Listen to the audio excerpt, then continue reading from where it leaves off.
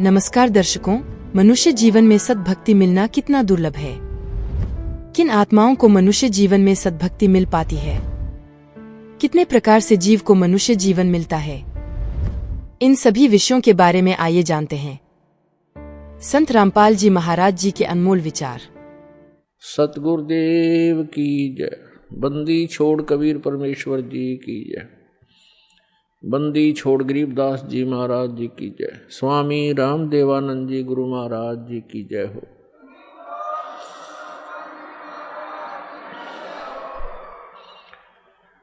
गरीब नमो नमो सतपुरुष को नमस्कार। गुरु के नहीं सुर नर मुनि जन साधुआं संतों सर्वसदी नहीं।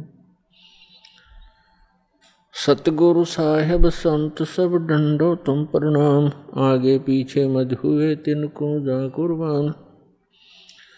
नराकार निर्विषम काल जाल भयभंजनम निर्लेपम निज निर्गुणम अकलनो बेशुंदनम। सोहम सुरति समाप्तम सकल समाना निरतलय उज्ज्वल हिरंबर हरदम अम्बे परवा अथा है वार पार नहीं मध्यतम। गरीब दो सुमर सिद्ध होई गणनायक गलताना। करो अनुग्रह सोई पारस पद परवाना। आदि गणेश मनाऊं गणनायक देवन देवा। चरण कमल लाऊं आद्यंत करूं सेवा। परम शक्ति संगीतम हृदय सिद्धिदाता सोई। अवगत गुण अतीतम सत्य पुरुष निर्मोही। जगदम्बा जगदीशम मंगल रूप मुरारी। तन मन अर्पों शीसम भक्ति मुक्ति भंडारी। सुर नर मुनि जन ध्यावे ब्रह्मा विष्णु महेशा। शेष शेष मुख गावे पूज्य आदि गणेशा। इंद्र कुबेर सरीखा वरुण धर्म राय ध्यावे। समर्थ जीवन जी का मन इच्छा फल पावे। 33 कोटि अधारा दावे सैंस 88।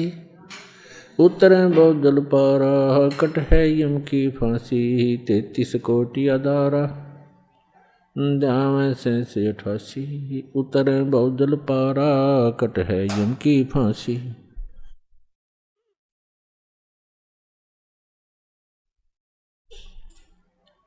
कर जोरूं विनती करूं धरूं चरण पर शीश। गुरु जी राम देवानंद जी महाराज ने दियो नाम बख्शीश। कोटि कोटि सिजदा करूं कोटि कोटि प्रणाम। चरण कमल में राखियो मैं बांदी जाम गुलाम। कुत्ता हूँ गुरुदेव का रामपाल दास का नाम। गले प्रेम की जेवड़ी जाखें चोहा जाऊं। तो करो तो बावड़ू दूर दूर करो तो जाऊं। ज्यों राखो त्यों ही रहूं जो देवो सो खाऊं। जय इब कै सतगुरु मिले सब दुख आँखों रोए। चरणों पर शीस धरूं कहूँ जो कहनी हो। कबीर साईं मिलेंगे पूछेंगे कुशलोत। आदि अंत की सब कहूँ अपने दिल की बात। गुरु जी तुम ना भूलियो चाहे लाख लोग मिल जाएं। हमसे तुमको बहुत है तुम जैसे हमको नाही। तुमरे विसारे क्या बने, मैं किसकी शरण में जाऊं। शिव ब्रंच मुनि नारदा, तिनके हृदय न समाऊं। अवगुण किए तो बहुत किए, करते न मनी हारे। बावे बंदा बख्श दियो, बावे गर्दन तोर। अवगुण मेरे बाप जी, बख्शो गरीब नवाज। जो मैं पूत कुपूत हूँ, बोहड़े पिता को लाजी। मैं अपराधी जन्म का, नख सिक भरे विकार। तुम दाता दुख भंजना, मेरी करो संभार। सूरत करो मम साइया,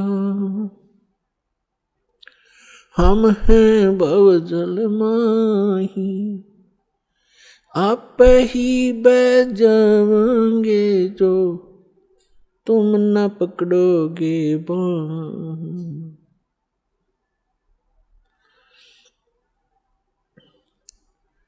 परम पिता परमात्मा पूर्ण ब्रह्म सर्व सृष्टि रचनहार कबीर परमेश्वर जी की असीम रजा से आप सभी पुण्यात्माएं सत्संग सुन रहे हैं।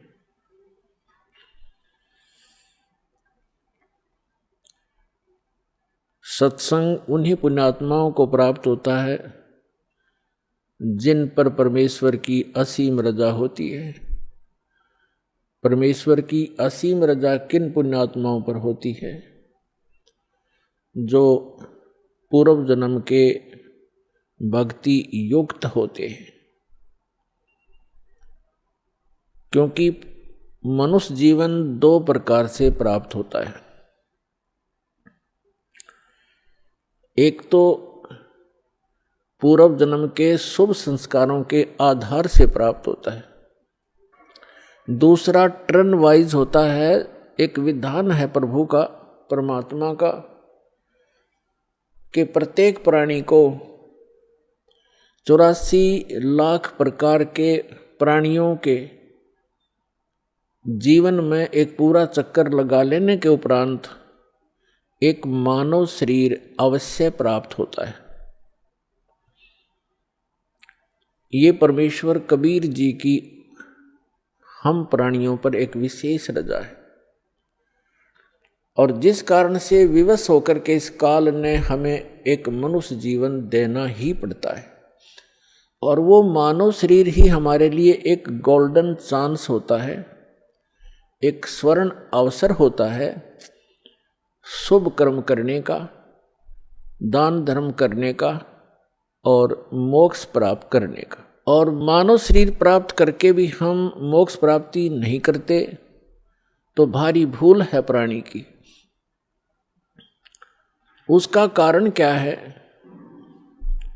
उसका कारण ये है कि जो मानव शरीर प्राप्त प्राणी जो पूर्व जन्म के संस्कार से मानव शरीर प्राप्त किए हुए हैं, वो परमात्मा की भक्ति के लिए अवश्य कहीं ना कहीं जुड़ जाते हैं। चाहे वो अपनी परंपरागत साधनाएं करें या कोई गुरु बना करके उसके बताए अनुसार भक्ति करें, वो भक्ति के बिना, भगवान के बिना वो रह नहीं सकते। चाहे वो दुख में सुमरन कर रहे हों, चाहे वो सुख में कर रहे हों। और दूसरी प्रकार के जो प्राणी होते हैं, टर्न वाइज यानी नंबर 84 लाख योनियों में कष्ट उठा करके वो फिर मानव शरीर जो प्राप्त किए हुए होते हैं वो भक्ति नहीं करते।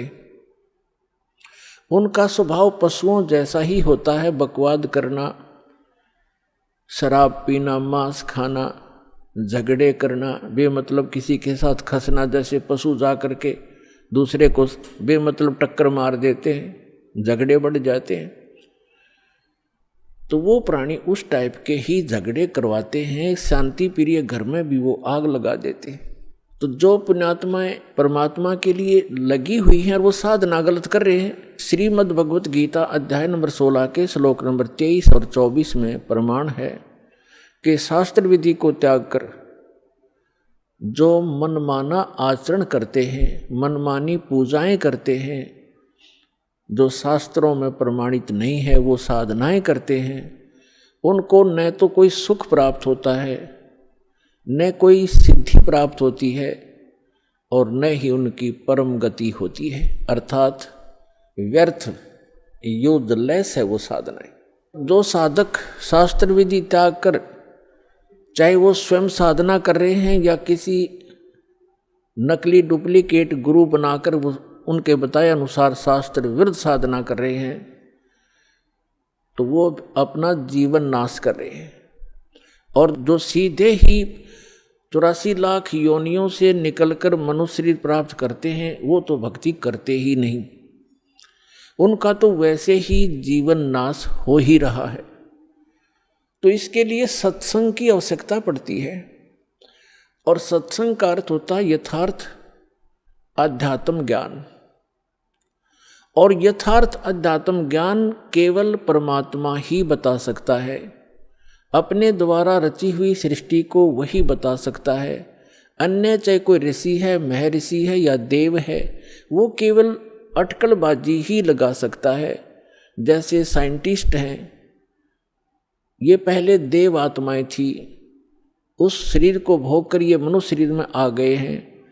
अब ये जो ट्राई कर रहे हैं, ये केवल अटकलबाजी ही लगा सकते हैं, परमात्मा के विधान को ये जान नहीं सकते। ठीक इसी प्रकार जो ऋषि महर्षियों ने साधनाएं की, अभ्यास किए, मेडिटेशन हठ योग किए, उनको जैसी उपलब्धि हुई, जैसे आजकल साइंटिस्ट ट्राई कर रहे हैं, ऐसे ही ऋषियों ने ट्राई किया था।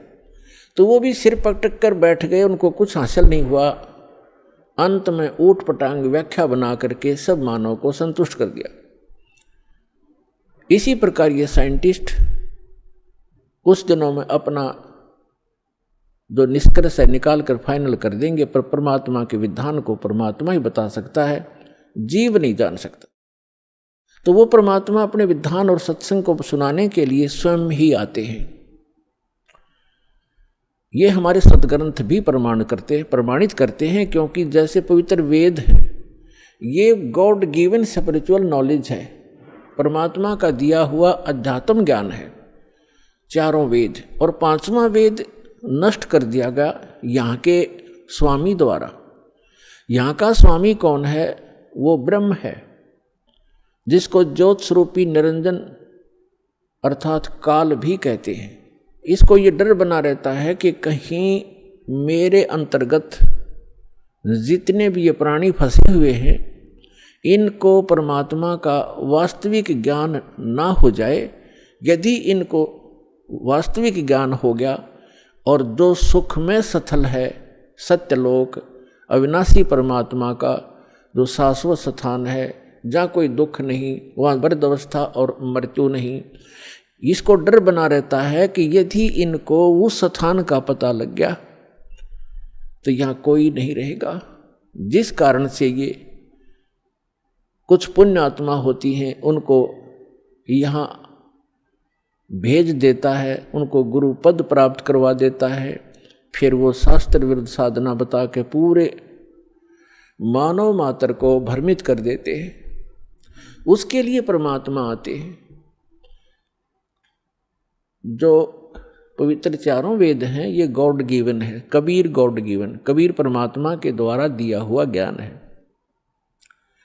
तो इस काल ने पांचवा वेद समाप्त कर दिया, जिसको सूक्ष्म वेद कहते हैं, जिसको तत्व ज्ञान कहते हैं। उसकी पूर्ति के लिए, उसके अभाव से जो हम यहाँ भटक रहे हैं, उसकी पूर्ति के लिए परमात्मा स्वयं आते हैं।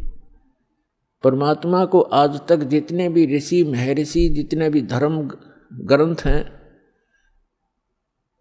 जितने भी ऋषि महर्षि हैं उन्होंने निराकार बताया है कि उसका कोई आकार नहीं है, और जितने भी हमारे धर्म ग्रंथ हैं उन्होंने परमात्मा को साकार बताया है, नर आकार बताया है, सशरीर बताया है, उसका नाम कबीर बताया है।